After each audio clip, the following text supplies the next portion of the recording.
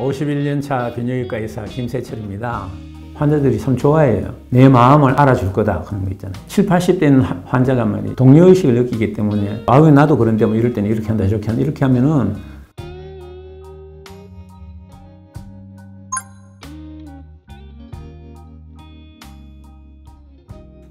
정말 어려운 이야기인데요. 방광암은 내시경 검사를 했을 때 방광벽에서 이렇게 혹이 툭 튀어나와 있을 거 아니겠습니까? 그러면 그 혹이 뿌리가 어디까지 가 있느냐에 따라서 1기, 2기, 3기, 4기 이런 식으로 나누는데요. 1기란 것은 방광암이 방광벽의 제일 안층이 있잖아요. 내층. 그 안층보다도 그 아래 부위, 점막 하층이라 그러는데요. 그 점막 하층까지 뿌리가 가 있을 때 1기라 그럽니다. 근육층까지 갔을 때가 2기, 지방층까지 갔을 때 3기, 그 인접장기로까지 번졌을 때가 4기라고 이렇게 표현을 하는데요. 1기하고 2기하고 3기하고 이런 건 뭐 당연히 암봉의 혜택을 받을 수가 있는데 같은 방광암인데 제일 내막, 표층에 있는 상피에만 국한되어 있거나 방광내로 돌출도 되어 있지 않고 상피에만 딱 국한돼요. 상피내암이라고 그럽니다. 그것을 갖다가 우리가 TIS라고 이야기하고요. 상피에만 가 있는데 방광내로 이렇게 돌출이 되어 있는 경우 이거를 갖다가 이제 TA, 유두상 요로 상피암이라고 이야기합니다. 이거는 뿌리를 봤을 때는 점막 하층까지 가지 않고 점막의 내막에만 딱까지만 안 가는 거죠. 그런데 이상하게도 국제질병분류 코드에 하면은 상피내암이나 유두상 상피암은 D 코드가 되어 있어요. 암 코드는 C 코드가 들어가야 됩니다. T1, T2, T3는 C 코드인데 어떻게 해서 내막에만 국한되어 있는 TIS나 TA는 D 코드가 분류되어 있죠. 상피층에 국한되어 있지만은 50% 내지 70%, 75%에서 재발을 합니다. 재발암의 5 내지 10%는 뿌리가 더 깊은 쪽으로 진행을 한다고요.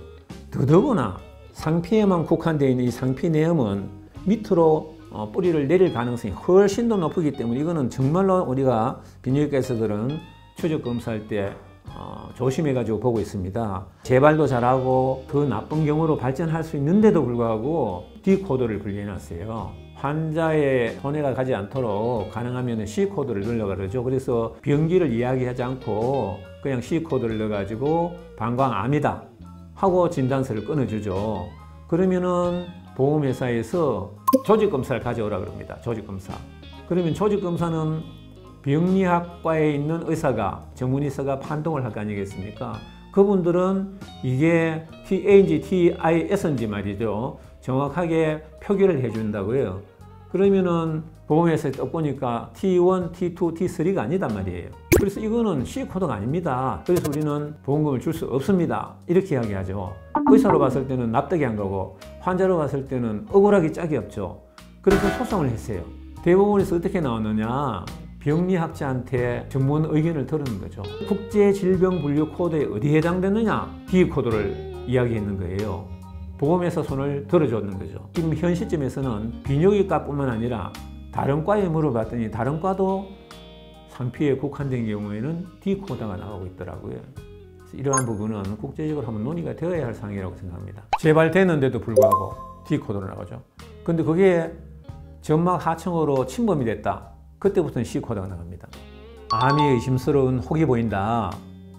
그랬을 경우에는 내시경으로 해서 혹을 떼내버리죠. 떼냈을 때 깊게 떼낸다고요. 뿌리까지 충분히 들어갈 수 있도록. 그렇게 봤더니 점막 하층까지만 침범되어 있다. 그것을 우리가 표재성 방광암이라고 합니다. 근육층까지 침범됐을 때는 침륜성 방광암이라고 그러고요. 우리가 방광암의 재발률이 한 60 내지 80%로 보고 있습니다. 상당히 높죠. 그렇기 때문에 정기적으로 내시경 검사를 해가지고 재발하면 다시 이제 떼내고 하는데요. 아무리 재발을 많이 해도 근육층까지 침범을 하지 않으면은 계속 절제경, 내시경을 통해서 혹을 떼내는 수술을 되풀이하고 있죠. 10번, 15번 이렇게 하는 사람도 있거든요. 그런데 처음부터 혹이 있었는데 이게 진단이 좀 늦어져 가지고 뿌리가 근육층까지 갔다. 이럴 경우에는 방광을 다 드러내고 방광이 없어져 버렸기 때문에 인공 방광을 장을 이용해서 인공 방광을 만들게 됩니다. 그 방광암이 생기는 것은 소변 속에 발암물질이 있기 때문입니다. 소변이 콩팥에서 만들어져 가지고 요관을 통해서 방광으로 내려가 요도로 이제 빠져나가는 건데요. 소변이 가장 많이 고여 있는 곳이 어디입니까? 방광 아닙니까? 다른 곳은 다 만들어지자마자 흘러가는 것에 불과하지만은 방광은 다 고여 있는 거예요. 그리고 소변 속에 발암물질이 있으니까 그 발암물질에 가장 많이 노출되는 것이 방광인 거죠. 그래서 콩팥에서 소변이 만들어져 가지고 흘러나오는 그 시작부터 방광에 고여있는 이 통로는 모두 다 똑같은 이행성 요로 상피암입니다. 근데 유독 방광에 절대적으로 많이 생기는 이유가 소변이 방광에 많이 고여있기 때문에 이 표면이 발암물질에 노출될 시간이 많다는 것이죠. 수술해가 떼냈다 하더라도 소변에서 발암물질이 계속 나오는 한 방광암은 재발하기가 쉽다는 거죠. 그래서 어느 장기보다도 방광암의 재발률이 높은 것입니다. 참 이 방광암의 원인이 밝혀진 것은 흡연은 확실한 걸로 되어 있어요. 담배를 피우는 사람은 방광암의 발생 빈도가 4배는 높은 걸로 되어 있습니다. 그래서 이건 확실한 걸로 되어 있는데요.